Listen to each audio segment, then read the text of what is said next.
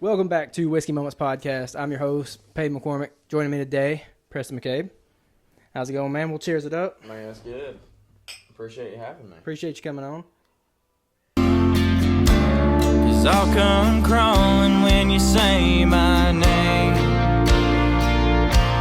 Say my name like you ain't leaving. Say my name like you ain't gone to another man in another town. I can't wrap my mind around when you say that you love me like you ain't.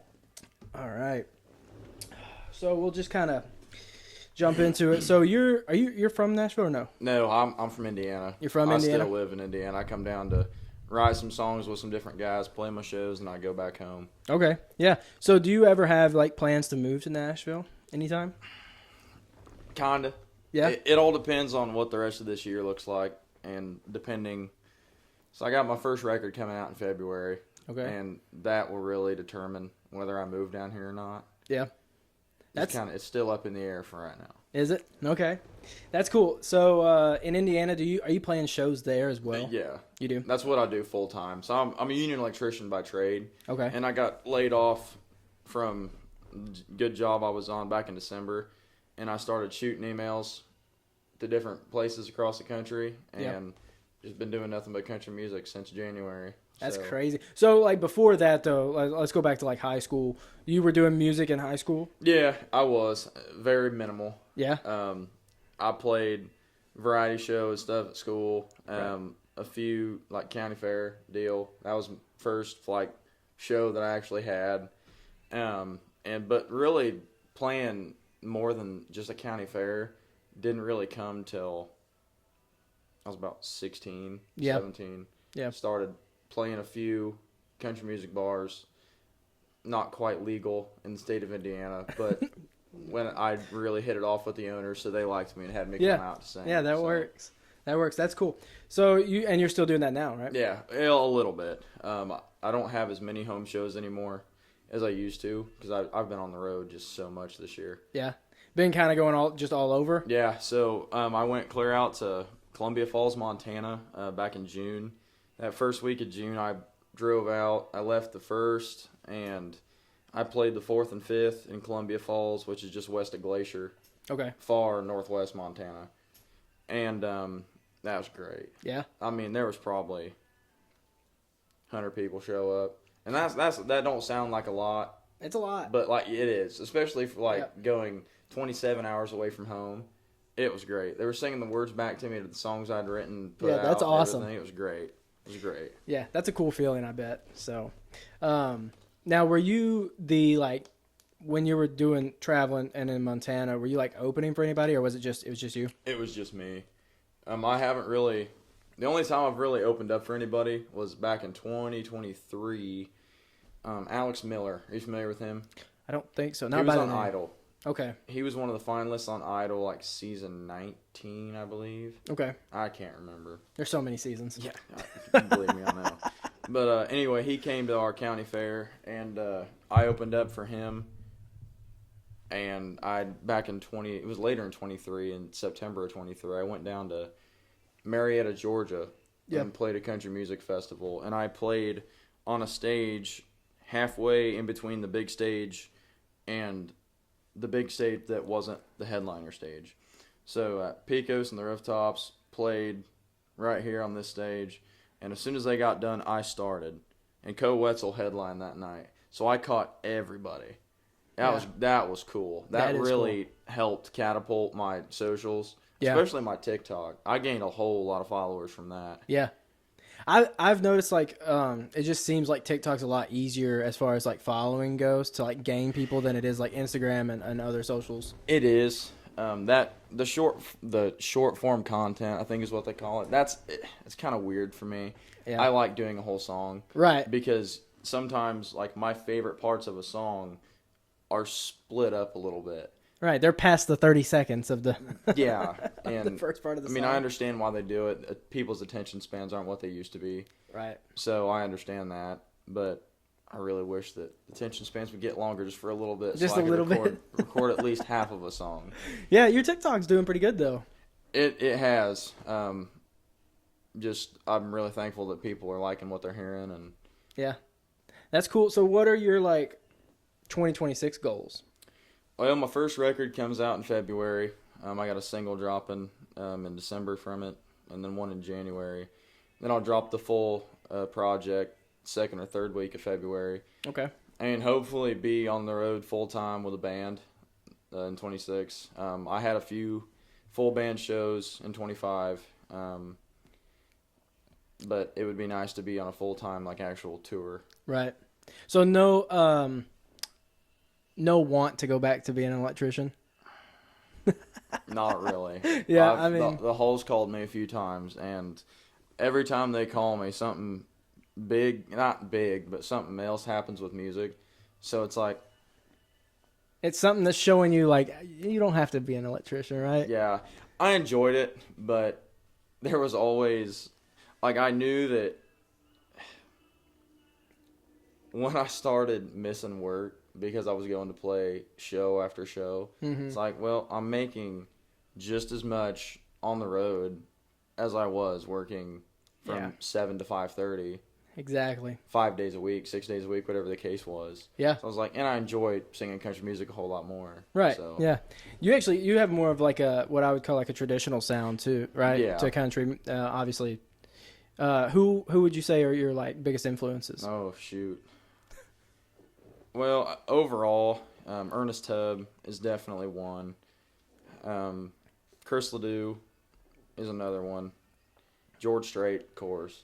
Is that like who you grew up listening to? So, no. I actually, so the stuff I grew up on was like 50s, 60s country. Like, I didn't come across. So when I was about, all my great aunts and uncles on my mom's side, they really helped form my taste in country music early on. Yeah. Because they had vinyl. Like, my grandpa had a 90s pickup truck, had a cassette player in it. He had Haggard, Jones, Waylon, and some old like cowboy singers that I like Ian Tyson. Okay. That's the stuff that I grew up on. I didn't even really start listening to George Strait until I was like 13. Okay, yeah. It was like all like Fair and Young, George Jones, Waylon, right. all that stuff. So then, when did you like first pick up a guitar? I was 13. I was 13. When you picked up a guitar and you started playing, were you playing older style? Yeah, the very first song I learned to play on the guitar was "Walking the Floor Over You" by Ernest Tubb. Okay, well, there it is then. And you obviously enjoy that like more traditional. Oh, I love it.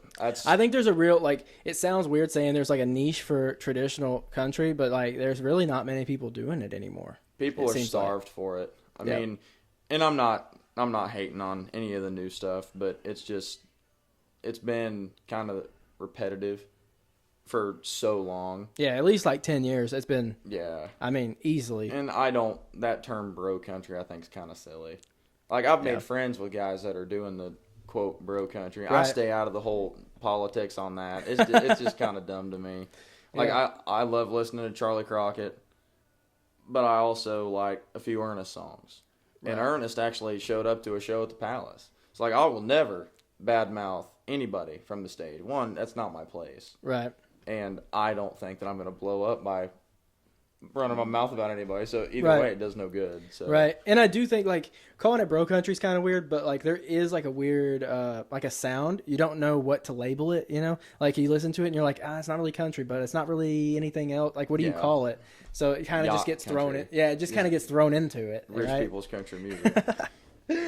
So, okay, it's good that you said that though, as far as like with your influences, because I've had people do a Mount Rushmore on the podcast before, and a lot of people get hate for it because they don't put older country artists on it. So, while you're thinking about it a little bit, I want you to do your Mount Rushmore of country artists. So give me your top 4 that you would put up there. So I'm gonna get a lot of hate for this, but you may not. You never know. So Ernest Tubb 100% is on there because all of my favorite singers, you know, I've listened to hundreds of interviews, different things they did throughout their careers. They're like, Hank Williams inspired me.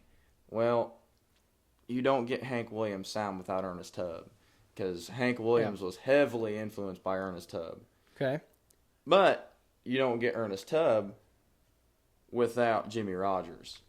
Now, Jimmy Rogers is old school country music. He wrote so many just great songs that other people did throughout the 50s and 60s. Mm-hmm. But I would say Ernest Tubb,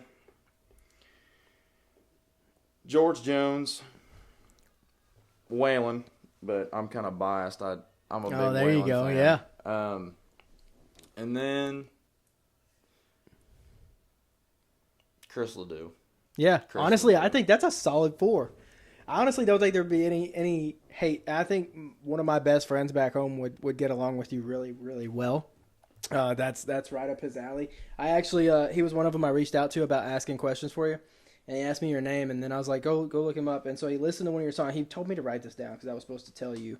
Let me find it on here. Let's see. He listened to I'm Gonna Fill Their Shoes.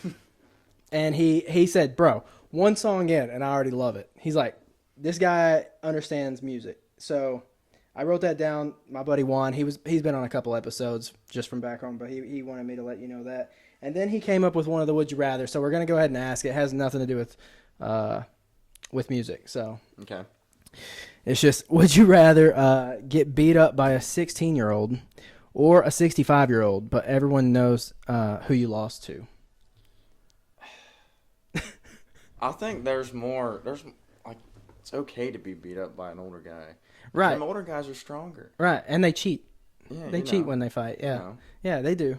I agree. I think if I was to get beat up, I think I'd get pissed off if a 16-year-old whooped me. You know, I just get... Like if a 65-year-old, I'm going to shake his hand. Like, you know what? Congrats. Like, you did it. Well, and you got to think, doing the flavor of country music that I do and being kind of the way that I am, 90% of my friends are twice my age or 3 times my age. So Right. I know a lot of 65-year-olds that could take me. No Yeah. problem. Yeah, So no, I'd be me okay too. with that. Yeah, absolutely. Me too. So, okay, good. We got that first one out. So, when you come to Nashville, is it mainly to songwrite and record or... No. So, I mean, songwriting, yes. I was writing songs before I came down here, and I had 2 songs out before I came down here for the first time. I had Rodeo Stuff and Say My Name. And within my first couple months of being down here, I released I'm Gonna Fill Their Shoes. So I had... Let me backpedal a little bit. You definitely can edit this out. I sometimes get lost in the sauce when I'm talking. That's okay. It makes good content. Okay, good deal. So, when I come down, it's mainly to write because I hit dead spots with writing. Yeah. And writing by myself, it can become redundant. Like you can write different songs, but they all have either the same melody. Yeah. Or it's basically the same song. Yeah, they start to sound... Yeah, and I'm not Marty Robbins, so I can't get away with writing 3 of the same song. But no, networking also, because Indiana is not huge on a music scene like it is down here. Right. Like, within my first weekend of being down here, I met a bunch of guys that played for my heroes and became really good friends with them and got a lot of their phone numbers and, like, just randomly get phone calls, text messages throughout the week or whatever. Hey, man, where are you at this weekend or whatever? And right. They've become some of my best friends coming down here. So that's awesome. Connections are huge. Oh, definitely. So it's not about what you know; it's who you know down here, dude. I think it's everywhere. I think that's an everywhere thing. So whenever you first came down, like the first weekend you came down here, did you know anybody, or did you know like where to go to like try to start setting up connections? Well, big shout out Music City Bar and Grill. Rodney Collins, great man. He was from Indiana too. And he owned the Kokomo Country Palace for a while. And that was my first, like, outside of a fair show. Like, it was my first bar show. Yeah.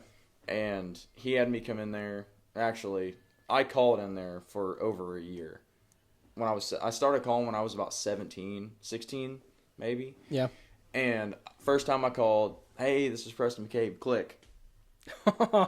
And that went on forever. And then one night, I was ticked off. So I called back in, and a different person answered the phone. I said, look. I said, this is Preston McCabe. I said, that don't mean squat to you. I said, but I sing country music, and I would love to come in there and play. Excuse me. And I said, I'm not going to take no for an answer. And he was like, okay. Well, the guy's name's David. He don't work there anymore, but I've become real good friends with David since then. He had me come in, and I sat in the corner, just in the corner of the bar, and played a bunch of sad country songs. And he said, you mind if I make a request? And I said, sure. He said, you know any Cody Johnson songs? I said, I do. So he told me to play Nothing on You, which was on the Ain't Nothing to It album, I think. Mm-hmm. And played that, and he recorded it. I didn't know it. And he sent it to the manager. Well, manager came in and put me up on stage. And from there, it was history. I was playing there 3-4 times a month. That's awesome. That's a cool story. Do you prefer to play mainly like acoustic, or do you like full band? Oh, I love full band. Partially because I got so burnt out doing acoustic shows. Right. But like the more and more I do full band shows for bigger crowds, like I'm sure that I'll get that. Man, I miss the days when I could just sit in an empty bar room and play just random covers. Right. So, are you still playing covers some now? I have to, right. Because one, nobody really knows who I am in the grand scheme of things, right. And if they do, they don't know my songs. So with full band, I do all the ones that I have out. And then the show's 90% covers. Yeah. But come the first of the year, it'll be 90% my songs, and then 10% covers. Yeah. What's your like all-time favorite cover to do? With a band, I like doing "Riding My Thumb to Mexico" by Johnny Rodriguez. Okay. Or "Ramblin' Fever."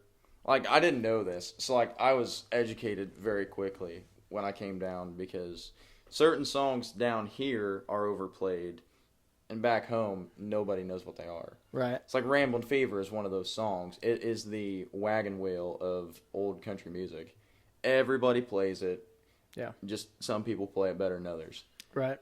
And anyway, I was told, man, you got to find another song to cover. Because I get up with the bands there at Music City. And so I threw Riding My Thumb to Mexico in there. I can do just about anything though. Yeah. Are there certain covers you don't like to do?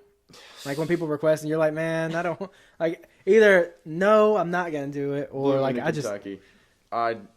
It's a great song. Bill Monroe is a great musician, but I can't stand that song anymore because I played it so many times. That was one of the first songs I learned. Yeah. And my family always wanted to hear it, and I was glad to play it for them. But then when I went out on the road, I was like, I'm not taking this song with me. This song can stay at home and rot for a little while. Right. Until I really miss it one night, and I'm like, man, I think I should break out Blue Moon, Kentucky. Right. Yeah. So do you play for your family quite a bit? And yeah.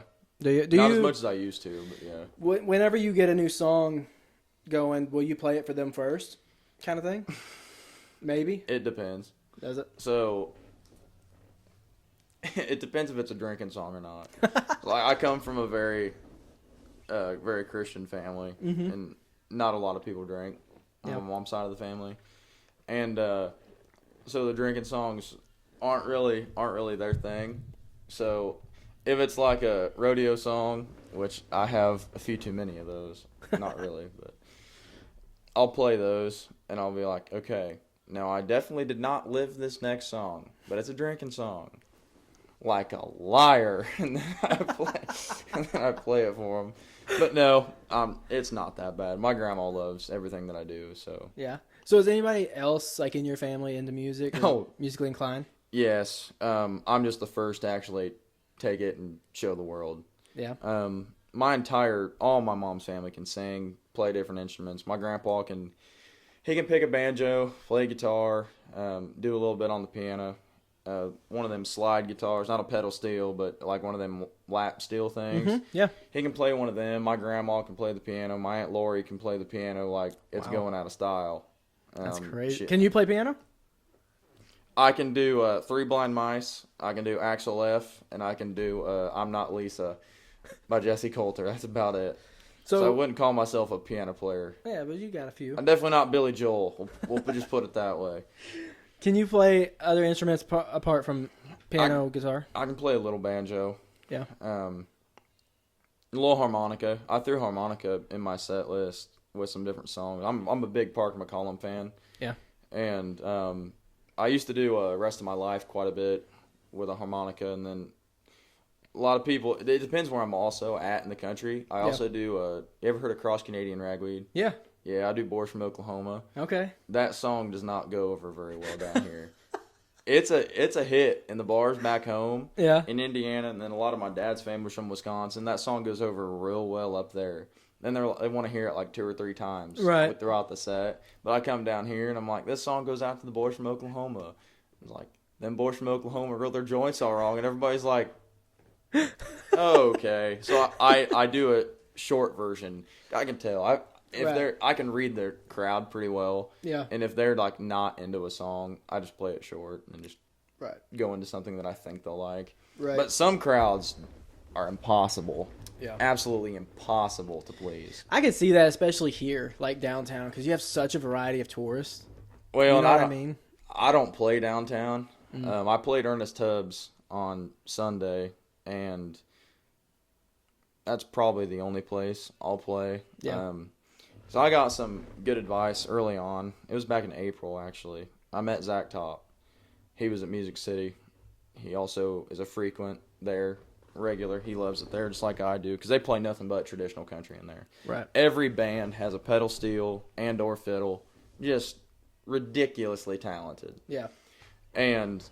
But when I met Zach, I asked him, I said, do you have any advice for a guy that's new to town, like trying to do basically what you're doing, just a little differently? Right. And he said, yeah, just don't. Broadway serves its purpose for some people, but don't get trapped down there. Yeah. Because there are dead-end record deals you get thrown, publishing deals, everything. Right. And, I won't go into it too much because I don't want to get a bad reputation because I've made friends with people that play down there, and a lot of them are my friends. Right. And they're really good. But I also have met some people that play downtown that have been severely screwed over. Right. By the label they have for Broadway players. Right. Well, and Broadway has its own way of like sucking people in and holding on to them. Oh, definitely. For a while, I feel like so. So it was back in, many Christmas, about 8 months ago.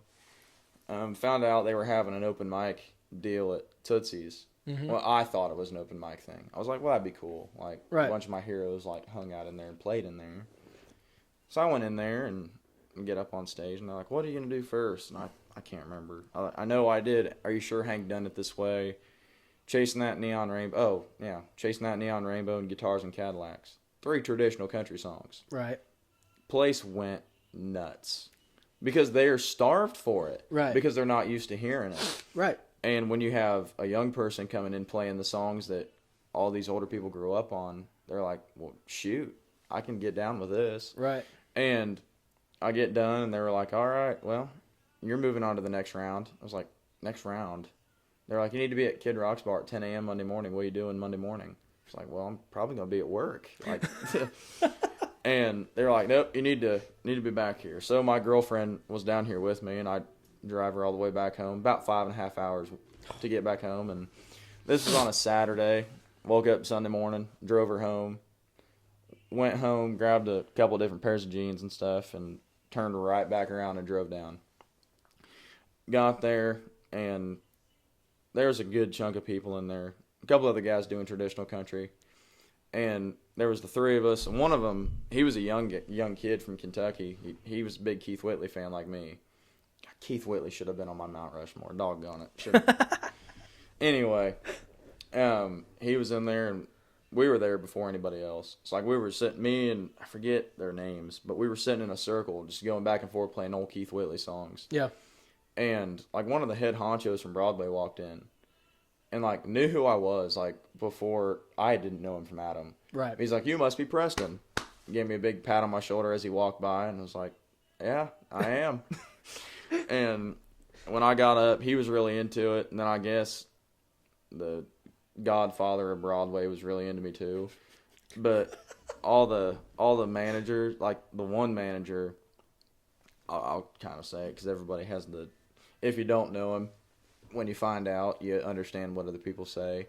And I always try to keep away what other people say and let me develop an opinion of myself. Right. The guy that books for Tootsie's was kind of running me down. He's like, well, traditional country doesn't sell anymore. You know, it's not a thing. It's a thing of the past. We need to move on. Right. And I was like, well, did you not see all the phones come out? Did you not see people's reaction to traditional country?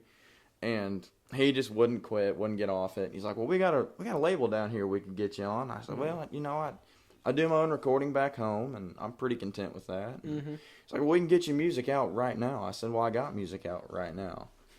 Well, we can teach you how to be an entertainer. And I said, well, I think I kind of know how to do that a little bit. I can hold a room for the most part. Right. Well, you know, we can get you a fan base. I said, well, I got a pretty decent social media following coming into town. And I said, well, I guess bottom line is, what can you give me that I don't already have? Well, he just kept repeating the same stuff over and over. And I said, well, if I come down here, you're going to make money, right? Yeah. I'm going to make money. Well, yeah. So I get to do it my way? No. Well, you see. And he just wouldn't quit. So I said, okay, I guess we'll just keep going back in circles, or I could just leave.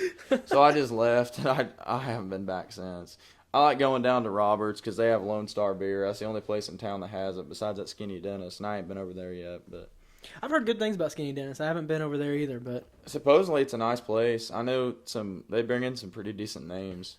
Yeah, I haven't ventured over there. I stay away from everything like downtown. No, and like even if it's not downtown, I just hate the traffic. Traffic sucks. That's why we're out here in this part. Like I consider us northeast Nashville, but I like it out here. Traffic's easy. Well, that's kind of how it is there where Music City is. That's where I stay. My hotel's less than a minute from Music City. So that's not bad. But no, I just stay there. I'm a creature of habit, and once I find somewhere I like, I don't really change. Right. Well, yeah. Why would you? I mean, if you like it. So, all right. Question: whenever you're doing shows of any kind, well, I guess I'll say more so bar shows, which you probably aren't doing a whole lot of, right? Oh yeah, a lot of bar shows. Oh, you are? Okay. So bar shows, when people come up to request, do they know your style and they request more so like traditional songs over the newer stuff? Like more so? I would love to say yes, but I think I can say this without sounding any kind of way. People don't really listen. And like I'll go from my first 3 songs that I play when I'm doing my stuff. I start with Ramblin' Fever. Mm-hmm. Are You Sure Hank Done It This Way? And then I do Ain't Living Long Like This. Just 3 really hard-hitting songs back to back to back. Yeah. And then I play my song, Rodeo Stuff. I do an introduction, used to rodeo, give the whole speech, whatever. And then about 2 songs later, I start taking requests. Well, those people evidently weren't listening. I can tell who's listening. And as soon as somebody walks in, I can usually tell what they're going to request. Yeah. Like people my age to about my folks' age, they request traditional country. And then there's a certain type of people that are a little older than that that will always request Last Night by Morgan Wallen. Mm-hmm. Not my cup of tea. They always request it, and the same people request it every time. It's like maybe after the 5th time that I said I don't know it, like I'm not gonna do that song. Right. Like I used to do Sand in My Boots, and then I just switched to just strictly country because like if you start doing some of it, they expect all of it. Right. And I've had some people be jerks over my set list. Sure. Like, I played this. I won't play there ever again. There's a place back home. It's on this lake. And a lot of big money there. And I show up, and it was hot. So usually I wear jeans and button up or pearl snap my cowboy hat. Right. It was too hot for all that. I wore my dudes, red fishing shorts and a white t-shirt and my cowboy hat. And I was playing my songs. I was playing some requests in the traditional country. Took a break, went and used the restroom, come back out, and this lady stopped me. She said, nobody came to hear your originals, and they're just quite frankly not that good, so you just need to quit playing them. I was like, oh, wow, okay. Yeah, I'm never playing here again. Yeah, appreciate that. Yeah, means the world to me, man. Thank you very much. That's insane. Yeah, I can't believe people do bold. that. People are very bold. Yeah, they are. So I want to circle back to this, what you said, rodeo, and you used to rodeo. I want to touch on that a little bit. I used to get on bulls. I wasn't very good. I covered a handful, and I never won a whole lot of buckles. Never won any buckles, but I had a lot of fun doing it. Got severely hurt. Spent a lot of nights in the ER, and it finally came to a head one night about 5-6 years ago. I was gonna go ride at the Great Lakes Finals. I can't even remember. It's a small deal, but it's big for where I'm from. Right. It's not the NFR, but it'll do, And I went to a practice pen and got just absolutely obliterated by this bull. Skyhooker was his name. I still have the video, and I can't post it because there's a lot of language being thrown around. So obviously, my parents were scared.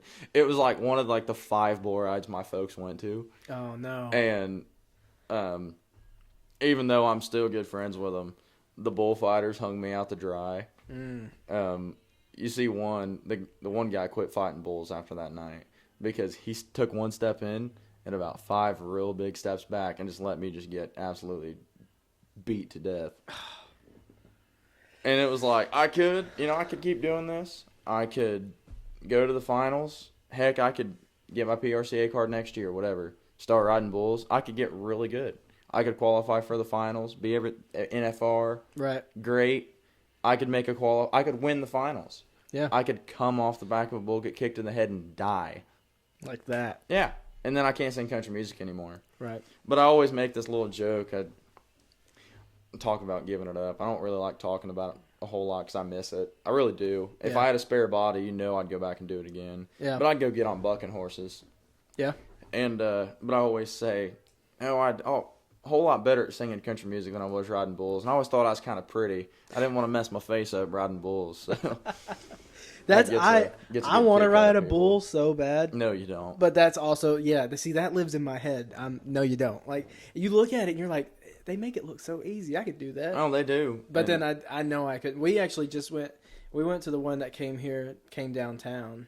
The PBR deal, or was it something else? Yeah, I think it was PBR. It was, it was Tim McGraw's, whatever that was. He started. Some bull riding thing he started. I don't know. We got to see Wacy Shala. I don't know if you know who that is. I couldn't tell you other than that's his name, but he won.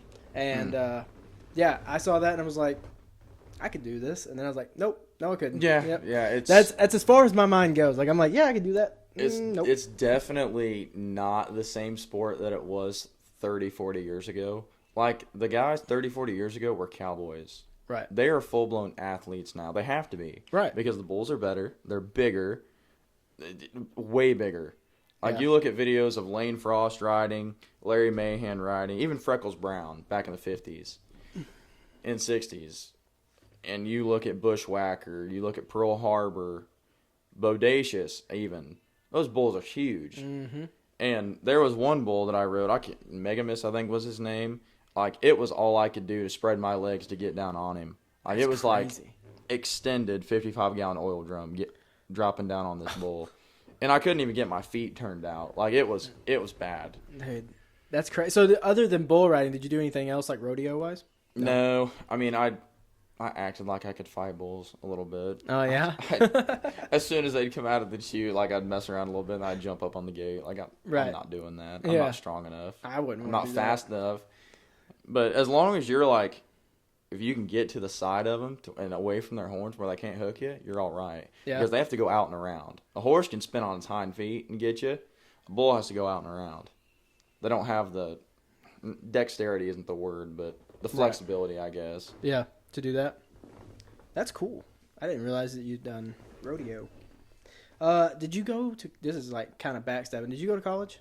Nope, No, I didn't. So the electrician thing, was it like was it trade school, or did you just go kind of like apprenticeship into? No, so what happened was I went to high school in the town that I'm from. My parents went. And my senior year, I left and I went to a different school because they weren't going to make me take any crazy electives. It was just the bare minimum I needed to graduate, so my core classes. Right. And to graduate through this school, you had to go to Ivy Tech to do at least one course there. So I did construction management, I think. It was something like that. Yeah. And it was actually my superintendent that taught the class. That's cool. Yeah. And as soon as he got this paper across his desk from the union about a certain kind of job, he was like, hey, go to the hall. So I did, and I swore in February or March of 22, and then I was working 5-6 days a week till last year. Wow. So they taught you everything you need to know on the job, mainly? No. No. It's kind of a, here's your tools. Uh-huh. Here's your, which we had a very small tool list, but they were like, here's your company supplied tools. You got your tool list. Here's the material. Figure it out. I had like journeymen that have been journeymen for 30, 40 years sending me up 80 foot in the air in a basket lift, boom lift. Scared the crap out of me. I'm scared of heights. Oh. And that's horrible. The first like big commercial job I was on was for a Chrysler, and it was a battery plant. Mm-hmm. And the peak of that ceiling was like 80, 85 foot in the air. And journeyman thought it was funny one time. They hit the off button and left me stranded up there for a little while. I was cussing them like a dog. Oh, I was not happy. And shortly after that, I was like, yeah, man, I really need to put it in gear and start working on country music more because I can't do this crap for the rest of my life. Yeah, it's tough, man. That's crazy. Yeah, it was something. Oh, that's good. So I put on here, has music always been the dream? Or like in high school, was there any other? I mean, obviously not. You probably didn't want to be an electrician in high school. No, that wasn't even I didn't even know that was an option. Right. I didn't know the union was a thing until I was at that other school. Yeah. So what was the goal like in high school? What was like you were like, man, graduation's coming up. What am I gonna do? Did you know like maybe it'll be country music, or were you like, nah, I'm gonna No, at the time I was dead set on, man, I'm just gonna be a cowboy for the rest of my life. That's That's what I always wanted to be. Yeah. And country music was always like number one for me. I always loved country music, but it was like, well, if I can make a living on a ranch, like I'm gonna do it. Well, there's not really a high demand for that in Indiana, and I couldn't really afford to just uproot everything and go to Montana or Wyoming. Right. So I was like, well, I guess I'll do this electrical deal for a little while and just grind it out with country music. Yeah. So do you have experience like ranching, stuff like that? No. No. My grandpa raised cattle my Okay. entire life, and I helped him do a lot. So I'm not Coulter Wall cowboy, but I definitely More than most. yeah Right. enough to where I can dress the part and not be fake. Right. Because you can tell. Oh, I mean, yeah. especially coming down here, I didn't. Oh. Before I came to town, I had my own assumptions on what Nashville was going to be like, and I was wrong in every sense. Mm-hmm. Coming down here, I thought everybody was writing songs, everybody was playing their songs live, and in traditional country, I figured there would be a lot of people doing that, and it'd be hard to fit in. Right. Or stand out, I guess. Yeah. It really wasn't that way. Yeah. The second that I came to town, like, I had all these legends that were, like, testing me. Yeah. And I passed every test with flying colors because anybody can say any amount of crazy crap they want to, but it's like, okay, well, you can say you're a Waylon fan, but what's your favorite song? And if you say a hit, yeah, okay, you might be a Waylon fan, but who wrote the song? And I know that stuff. Why I know it? Country music's literally the only thing I've ever been good at. Yeah. So I met a guy named Robbie Turner. I should have said this earlier, but Robbie Turner my first weekend in town, God rest his soul, he passed away not long ago, but he played a pedal steel for Waylon and through the 90s, 80s into the 90s. And he went on tour with the Highwaymen and stuff like that. And one of the greatest steel players, in my opinion, of all time. Next to Ralph Mooney. He's ranked like top 5. And he heard from this guy that I met, another songwriter, that I was a Waylon fan. He's like, okay, what's your favorite song? At the time, it was Willie the Wandering Gypsy. Well, what album was it on? Honky Tonk Heroes Like Me. Who wrote it? Billy Joe Shaver. He's like, sit down, kid. So I sat and talked to him for, Jiminy Christmas, 3-4 hours that night. And got to hear just story after story of Waylon. I bet that was cool. Oh, it was awesome. Just because back home you don't get to hear any of that. Right. And there's only so much that they can not legally put, but not destroy the reputation of different guys and put on YouTube and stuff like Tales of the Tour Bus and stuff like that. Right. Now, Tales of the Tour Bus pretty much tells exactly how it is. But until you actually sit down and hear it firsthand from someone that lived it and was there, you won't appreciate it near as much. Well, and you normally don't get the good and, like, you know, nitty-gritty stories honestly until they die and they come out with like a documentary. And then someone starts talking because now it's not really ruining their reputation, right? So that I kind of have seen that over the years too. Well, and anytime Robbie went to tell another story, he was like, "Well, you knew this about Waylon, right?" I was like, "Yeah, I did." And he's like, "Well, I just didn't want you to think any differently of him." Right, I mean, which is cool. That's nice. Which I think it's pretty common knowledge that Waylon struggled with some substance abuse throughout most of his life till Shooter was born. Yeah. But that don't change how I feel about him. He's still one of the greatest of all time. Yeah. It's crazy you talking about, like, Waylon and the older traditional, because, like, I did not grow up on that. So, like, I don't know. Like, half the people you've mentioned, I know I've heard their names, but nothing else. Like, do you Spotify? No, Apple Music. Oh, well, okay. Well, if you use Spotify, I have a playlist that I've been sharing with a bunch of people. You should still share it with me. It's 190 hours long, and it's got everything that I listen to on it. It's just called Preston's Picks. Okay. It's got everything from... We're about to find out. So, for starters, like the first 4 songs is I Let Her Lie by Daryl Singletary, Memories to Burn, Gene Watson, Mama Take Me Home, George Jones, Rollin' with the Flow, Charlie Rich. And it goes from that to some of the newer guys that are holding on to the traditional stuff, like Braxton Keith. Mm-hmm. Yeah, I know that name. Stuff like that. I was going to ask you, too, like, what you're listening to now. Like, what you... The modern or just overall? Like if you're going on, you're going back home. You're driving back home. What are you putting on to listen to kind of thing? No, for stars, Amarillo by Morning. Oh, a lot of fantastic song. A lot of people get tired of it. I'll never get tired of it. Amarillo by Morning, I Can Still Make Cheyenne will definitely play. Fantastic song.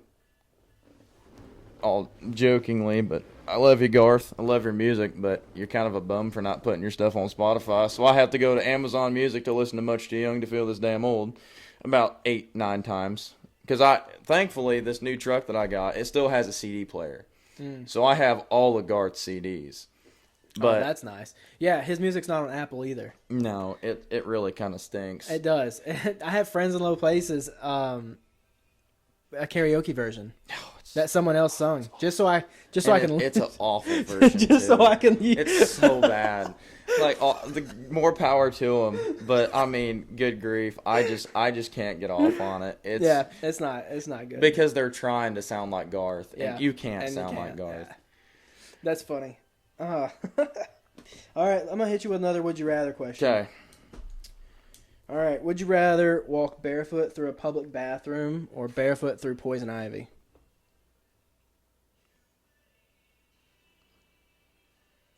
I'm gonna take my chances with the poison ivy because I've fallen into some of it and I haven't got any. Oh, so I think I'll take that. You're chance. Immune. Yeah, you're braver. I don't know than about me. Completely immune, but you're braver than me. I'm gonna take the bathroom, as nasty as that sounds. I don't know. Have you seen some of the people that go into public bathrooms? I've seen Nissan Stadium's bathroom after a concert, and it's pretty gross. Lucas Oil ain't much better. I've heard. I figure most stadiums are pretty nasty. Well, I just don't. The reason that I say that is kind of gross, but I went and saw. This was at Banker's Life. I don't know what the heck it's called now, but I saw Cody Johnson play there, and I went to use the restroom in between the opener and Kojo, and it was Justin Moore. Justin Moore just got done, so I went and used the restroom real quick, and this fella came in and just threw up all over the urinal next to me. And I'm a sympathy puker. Oh, no. As soon as somebody starts going around me, boy, howdy, it is only a matter of time before I start going too. It's terrible. Oh, no. Were you throwing up next to him? Yes, I was. I was. Did he say something to you? No, he didn't say anything. He just kept going, oh. I was like, buddy. You're like, please stop. See, and that's another thing. I just don't understand people pre-gaming that hard. Like, not for a like, don't you want to enjoy it or remember it? Especially like people that are spending thousands of dollars on tickets to be front row. Right. I've never understood it. It's in it. And the more drunk people are, like, I've been to a lot of concerts. I mean, this year, like, doing a lot myself, like, the last thing I want to do is go to a concert. I mean, to be honest.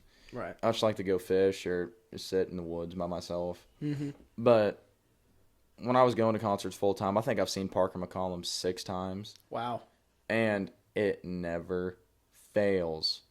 There is some girl that's about my age that is either she'll start at the back of the pit because they showed up late. And squeezing her way to the front. And there's a video on my TikTok. It was the first time I sang with Parker in Cincinnati. Back in 23. Yeah, I actually just saw that. She is screaming. It's the blonde that's screaming right here. Uh-huh. And thankfully, somebody evidently jerked the knot in her tail and got her out of there because she was annoying. And Parker's wearing in-ears, so he don't care. Yeah, so he can't hear, yeah. Which, I wish that I could. I can't wait till I can rock in-ears. Like, I run a wedge right now. Yeah. But down at ET's, I ran in-ears. And I'm never going back to a wedge. So what exactly is playing? Is there something playing in there or no? It's the same thing as a monitor. You just hear your guitar and vocals. Okay. You can't hear anything out there. Oh no, like it's just noise. It's cool. It's a cool experience. I always wonder because I mean you always see them like pop them up, but they're always like adjusting the little box too on the back. So is that the volume? Is that's what it is? Yeah. So I won't name names. There are some people, not in mainstream country, like that Oliver Anthony took a pop shot at Parker because he was starting to kind of fade off a little bit. Parker does not use auto-tune live. I've seen him live 6 times, and being a musician myself, his stage setup is just like everybody else's. Right. But there is a fella that I know that plays a different flavor of country music than me that plays the backing tracks. Like half the time his band ain't even playing. That's crazy. And they have the count in their ears, so like their timing's perfect, and I don't understand that. That takes the fun away from a live show. If you don't mess up, then there's no fun in it. Yeah, we were talking. I don't remember who I had on here. We were talking about. You said Justin Moore. I saw him. Man, it was probably 12, 15 years ago. It was a long time ago, and we were at a biker bar. It was at a Harley Davidson. It was a Harley Davidson. I don't think it was a bar. Just a dealership. He was playing in the back. And my mom got us tickets. He was small, real small. And he ain't a very big guy, you know. Well, but he messed up in the middle of his song. And, like, I knew the song. I don't remember which one it was. But he messed up in the middle of it and then stopped the show. Was like, we're going to restart that. And he was, like, 2 minutes into the song. And I'm like, I didn't even realize you messed up, but now we get to hear it all over again. And I remember I still have the picture it was on my personal Instagram because he liked it way back then, and now he's like blowing up. And every once in a while I go back and check. I'm like, is it still on there? Is it still? And it's still there, but it's like I took it with like an iPod Touch. Like, dude, it's so grainy you can't even tell it's him. Like you can't. But well, speaking of Justin Moore, I played actually down around his hometown in Arkansas back in first part of September. I played in Malvern, Arkansas. He's from what's the town just north of that? Malvern sounds familiar. My wife's from Arkansas. Yeah, he's a member of the Malvern Country Club where I played, and I'm a terrible golfer. I love paying money to get mad on a golf course, and I was playing. There was a group of 4 in front of me, 2 dads and 2 daughters. Come to find out, and I was playing by myself. I did not mean to, but I flew up on them, and I hate when people do that to me. Right. So like they like moved off to the side, and I was like, no, you guys just keep playing, because the second that you let me play through, I'm gonna play like trash. Right. And they were like, no, just go ahead and play through. Well, okay, step up to the tee box. First time I used a driver in forever.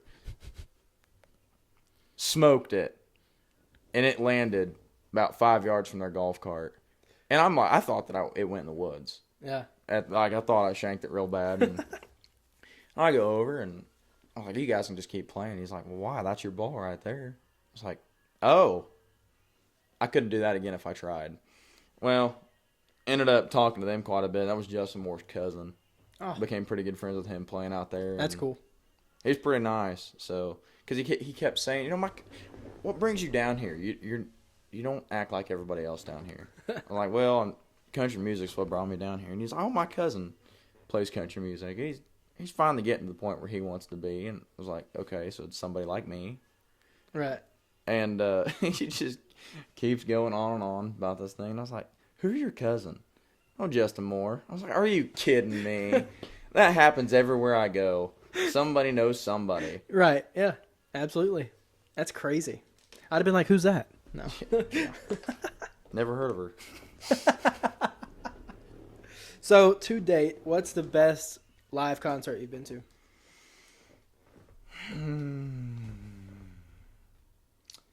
Either Alan Jackson or Cody Johnson in 2021, before he really blew up. I saw him at the Ohio State Fairgrounds up in northern Ohio. There was like 200 people there. Yeah. It was cool. There wasn't a bad seat in the house. It was before the new records came out. I think he was still touring hard on Ain't Nothing to It. And he played a few songs that were, I think they were singles at the time, from Leather. Yeah. It was a great show. That's awesome. That's High cool. energy, too. Yeah. Those always seem like they are. The less people, man, there's something about it. Something about it. There's something about it. So, all right, we'll end with this last Would You Rather. Well, we won't end with that, but we'll be close to end. Would you rather wear fur socks year-round, or you have to wear a shirt every time you shower?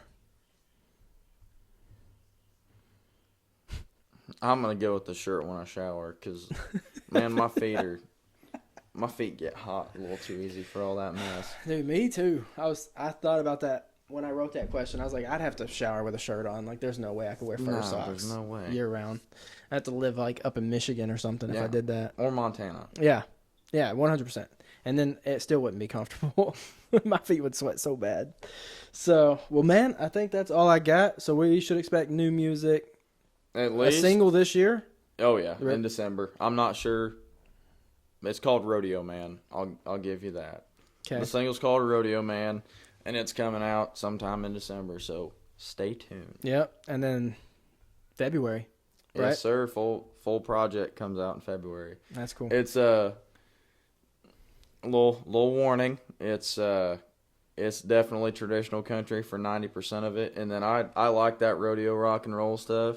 Yeah. Because I'm a big Crystal Dew fan, so my stuff kind of borders that. I get as close to that long-haired music as I can with it still being country. Yeah. So there's a couple songs on there that are rodeo rock and roll, but man, I'm pretty proud of it. How it's awesome. Gonna be. Yeah, we're excited. So we'll stay tuned for that, and we'll cheers it out, man. I appreciate you coming on the podcast. I appreciate you having me. Cheers.